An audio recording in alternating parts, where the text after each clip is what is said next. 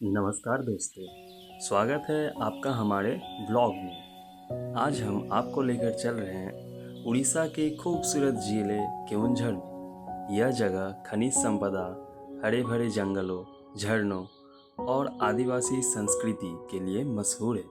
चलिए देखते हैं यहाँ की प्राकृतिक और सांस्कृतिक सुंदरता। आज हम जा रहे हैं हावड़ा से जाजपुर केओंझर रोड की ओर। ये सफ़र बंगाल से उड़ीसा को जोड़ता है और रास्ते भर आपको खूब सारी खूबसूरत झलकियाँ देखने को मिलेगी। जैसे ही ट्रेन हावड़ा स्टेशन से निकलती है, शहर की भीड़ भाड़ धीरे धीरे पीछे छूट जाती है और सामने खुल जाती है हरी भरी खेतों की नज़ारे, छोटे छोटे गांव और नदियों के पुल। सफ़र के दौरान आपको बदलते हुए नज़ारे और संस्कृति की झलक भी मिलेगी।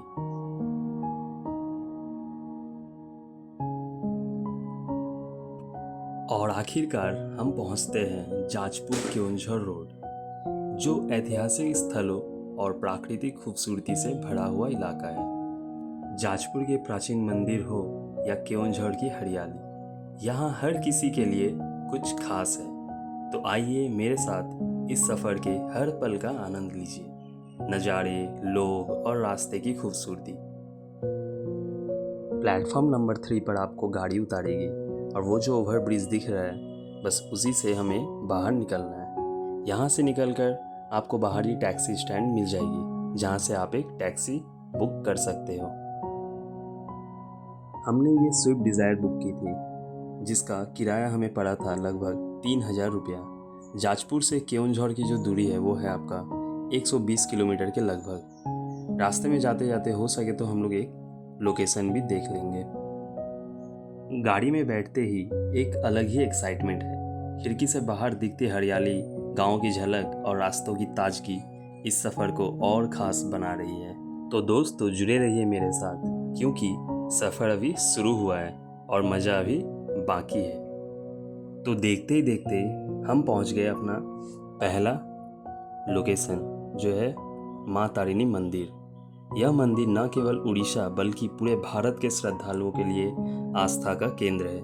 माना जाता है कि माँ तारिणी बहुत ही जल्दी अपने भक्तों की पुकार सुनती है और उनकी मनोकामनाएं भी पूरी करती है। पौराणिक कथा के अनुसार पुरी के राजा पुरुषोत्तम देव ने गोविंद भंजा देव को सेनापति नियुक्त किया और कांची युद्ध जीतने के बाद उन्होंने माँ तारिणी को उपहार में लेने की इच्छा जताई।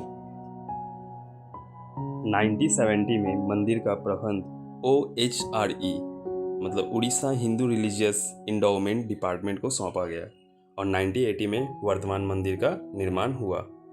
चैती यात्रा, चैत्र के अंतिम 5 दिन व वैशाख के प्रथम 2 दिन, लगभग 9 से 15 अप्रैल बड़े उत्साह से यहाँ पे चैती यात्रा मनाया जाता है। और अगर महोत्सव की बात किया जाए तो पटुआ यात्रा, अप्रैल महीने में आयोजित एक प्रसिद्ध महोत्सव है ये पटुआ यात्रा। ये टेम्पल, अब यहाँ से सीधा जाएंगे होटल प्रिंस, जहाँ पे हम लोग ऑलरेडी होटल बुक करके हैं, और बाकी का जो लोकेशन है वो कल हम लोग एक्सप्लोर करेंगे। माँ तारिणी टेम्पल से निकलकर अब हम सीधा जा रहे हैं होटल की तरफ, क्योंकि शाम काफ़ी हो चुकी है। अभी हम पहुँच गए होटल प्रिंस। यहाँ हमने पहले से ही अपना रूम बुक कर लिया था, जिसका किराया लगभग डबल बेडरूम 800 रुपया पड़ा था। यह होटल अपनी आरामदायक सुविधा और बेहतरीन माहौल के लिए जाना जाता है। जैसे ही आप होटल के अंदर आते हैं, साफ सुथरा वातावरण और अच्छी सर्विस आपका स्वागत करती है। तो दोस्तों, होटल प्रिंस की सबसे खास बात यह है कि होटल के बिल्कुल सामने ही स्थित है बजरंगबली का भव्य मंदिर। सुबह उठते ही मंदिर की घंटिया की आवाज़ और भजन संकीर्तन पूरे माहौल को भक्तिमय बना देता है। यहाँ आकर मन को एक अलग ही शांति और शक्ति का अनुभव होता है।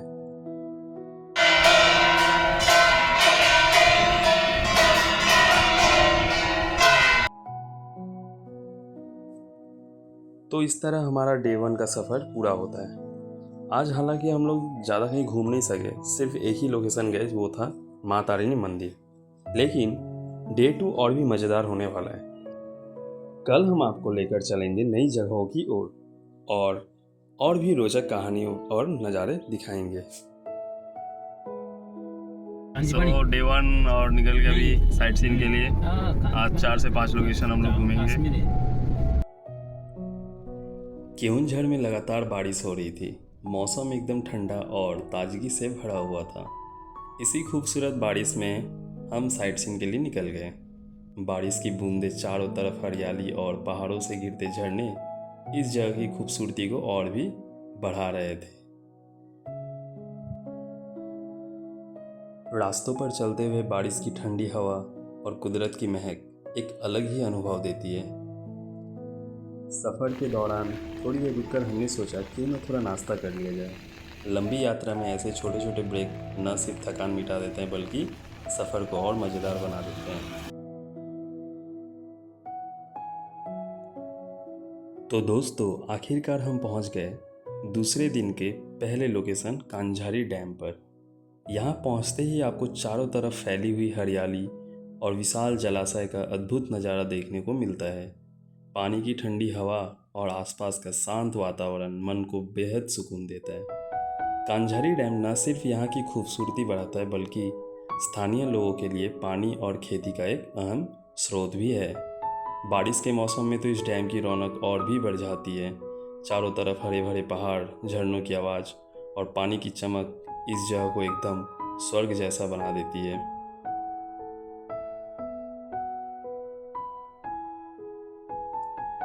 तो दोस्तों, कांझारी डैम की खूबसूरती देखने के बाद अब हम पहुंच गए हैं अपने दूसरे लोकेशन सीताभिंजी।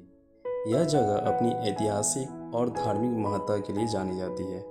यहाँ पर चट्टानों और गुफाओं में बनी प्राचीन नक्काशियाँ और चित्रकला आपको उस समय की कला और संस्कृति की झलक दिखाती है।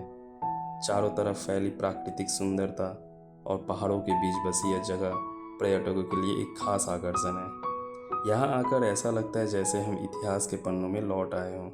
तो दोस्तों, चलिए मेरे साथ देखते हैं सीताभिंजी के ये अनोखे नज़ारे और जानते हैं क्यों इसे इतना खास माना जाता है।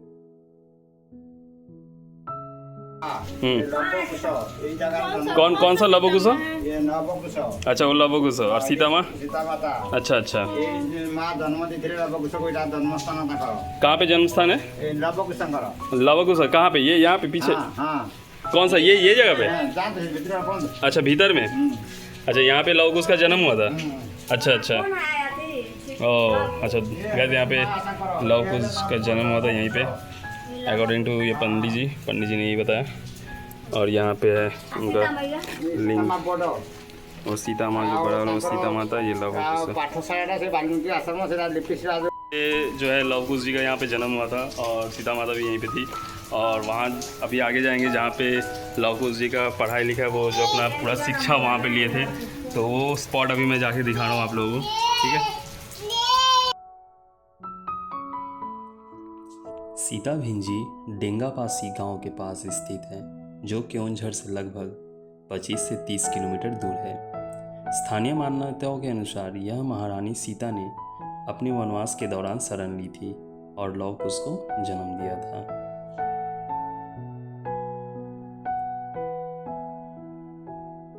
तो दोस्तों, अब चलते हैं आगे और देखते हैं वो जगह जहां मान्यता है कि भगवान श्री राम के पुत्र लव और कुश ने अपनी पढ़ाई लिखाई और शिक्षा ग्रहण की थी।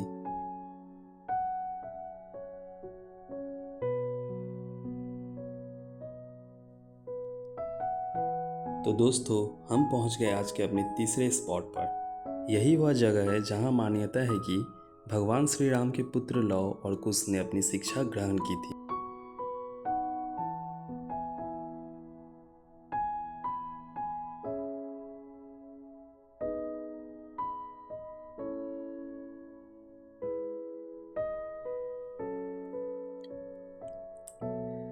अब हम बढ़ रहे हैं अपनी चौथे लोकेशन गुंडीचा घागी वाटरफॉल की ओर, जो कि केओंझर शहर से कुछ ही दूरी पर स्थित है। तो दोस्तों, जुड़े रहिए मेरे साथ, जल्द ही मैं आपको दिखाने वाला हूँ गुंडीचा घागी वाटरफॉल का अद्भुत नज़ारा। तो दोस्तों, हम पहुँच गए अपनी चौथे लोकेशन गुंडीचा घागी वाटरफॉल। यह झरना केओंझर जिले के सबसे प्रसिद्ध प्राकृतिक स्थलों में से एक है। लगभग 50 फीट ऊंचाई से गिरता हुआ यह झरना चारों तरफ हरियाली और पहाड़ों से घिरा हुआ है। यहाँ आकर ऐसा लगता है जैसे हम प्रकृति की गोद में खो गए हों। खड़ा हूँ गुंडीचगाई वाटरफॉल के सामने, जैसे कि देख सकते पीछे इतना ज़्यादा फ्लो है पानी का। मेरा पूरा स्क्रीन में जो है पानी का बूंदें आ रही है। ये देखिए पीछे, वाह बहुत ही शानदार। उड़ीसा का सबसे बेस्ट प्लेस गुंडीचगाई वाटरफॉल्स। बारिश के मौसम में इसका नज़ारा और भी शानदार हो जाता है। पानी की तेज़ धार, उसके गिरने की गूंज और चारों ओर फैली ठंडी फुहारें इस जगह को और भी जादुई बना देता है। यहाँ कई लोग पिकनिक मनाने और प्रकृति का आनंद लेने आते हैं। सच में यह जगह केओंझर की खूबसूरती को और भी खास बना देती है।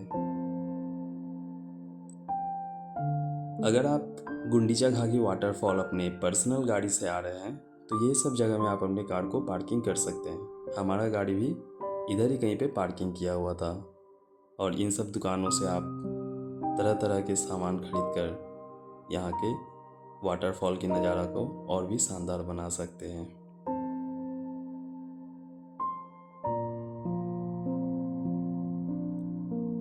तो दोस्तों, प्रकृति की गोद में और बारिश की ठंडी ठंडी फुहारों का मज़ा लेते हुए अब हम आगे बढ़ रहे हैं अपने 5वें लोकेशन भीम कुंड की ओर।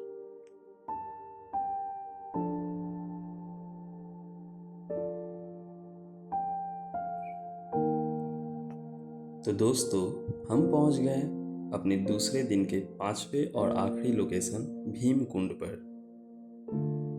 यहाँ एंट्री करने के लिए आपको एक छोटा सा टिकट लेना पड़ेगा।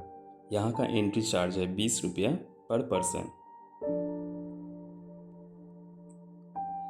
भीमकुंड एक बेहद पवित्र और ऐतिहासिक जगह है। मान्यता है कि महाभारत काल में भीम ने गदा प्रहार से इस कुंड का निर्माण किया था। तो दोस्तों, अब आगे चलते हैं और देखते हैं करीब से इस अद्भुत और रहस्यमय भीमकुंड को। तो दोस्तों सुनिए, यह है भीमकुंड के पानी की गर्जन। चारों तरफ पहाड़ और बीच में यह गहरा कुंड जिसमें गिरते पानी की आवाज़ दूर दूर तक सुनाई देती है। ये है वॉच टावर। चलिए अब वॉच टावर से चढ़ के देखते हैं यहाँ का व्यू कैसा लगता है। जगह तो बहुत ही शानदार है।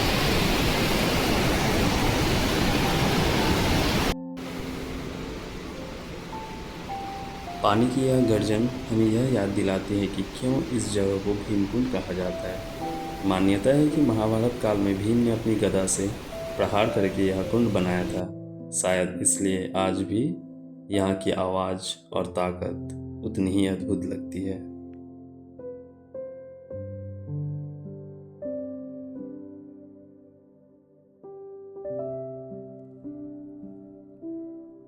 तो दोस्तों, इसी के साथ आज का हमारा सफ़र यहीं समाप्त होता है।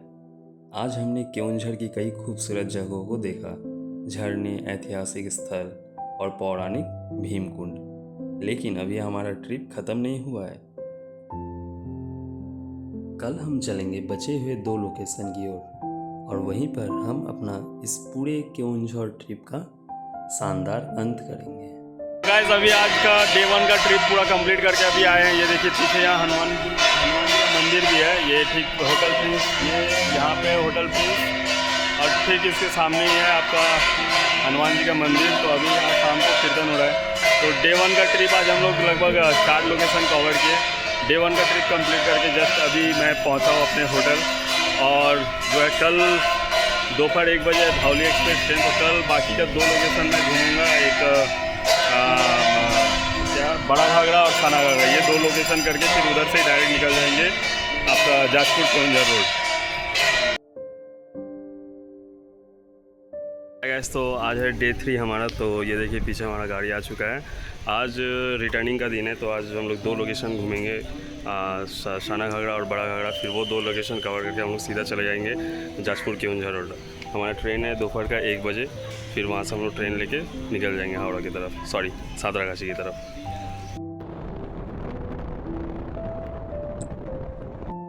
तो दोस्तों, पहाड़ की घाटियों के घुमावदार रास्ता को चीरते हुए अब हम पहुंचने वाले हैं अपने तीसरे दिन के पहले लोकेशन बड़ा घाघरा झरना।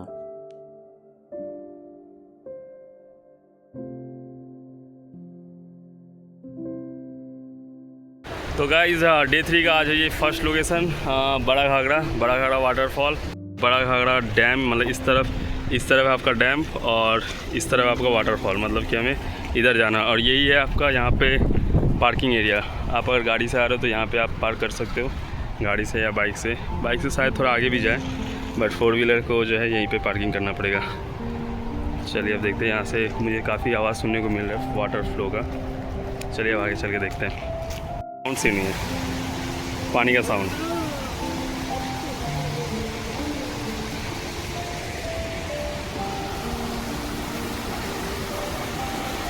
वाकई में टोटली वर्थ इट है ये प्लेस। बारिश के टाइम आइए केओंझर तो टोटली वर्थ इट प्लेस। बड़ा घाघरा वाटरफॉल केओंझर का एक बेहद मशहूर और खूबसूरत पर्यटन स्थल है। लगभग 100 फीट की ऊंचाई से गिरता हुआ पानी और उसके चारों तरफ का घना जंगल इसे और भी आकर्षक बना देता है। बारिश के मौसम में तो इसका नज़ारा और भी भव्य हो जाता है।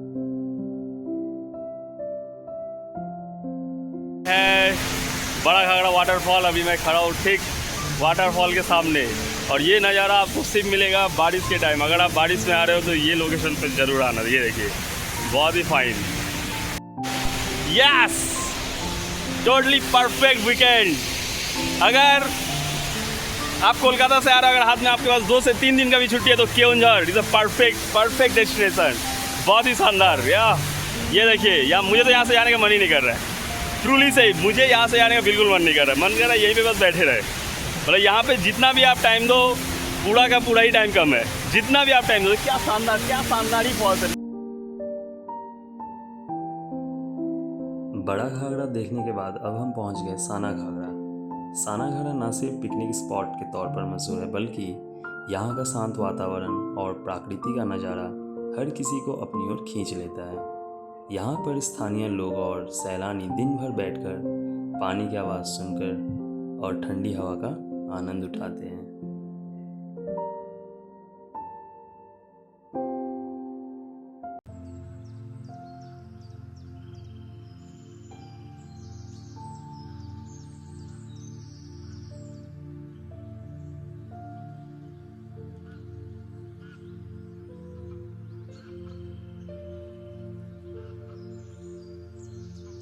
इसी के साथ हमारा खूबसूरत केओंझर ट्रिप यहीं पर समाप्त होता है। पिछले कुछ दिनों में मैंने यहाँ की अद्भुत झरनों की खूबसूरती देखी, ऐतिहासिक और धार्मिक स्थलों का जाना और प्रकृति की गोद में बिताए हर पल को कैमरे में कैद किया। सच कहूँ तो यह सफ़र हमारे लिए सिर्फ एक यात्रा नहीं था, बल्कि एक यादगार अनुभव बन गया। केओंझर वाकई उड़ीसा का एक ऐसा खजाना है जहाँ इतिहास, आस्था और प्राकृतिक तीनों का संगम देखने को मिलता है। तो चलिए मिलते हैं जल्दी ही एक नई यात्रा, नए स्थान और नई कहानियों के साथ। तब तक के लिए धन्यवाद।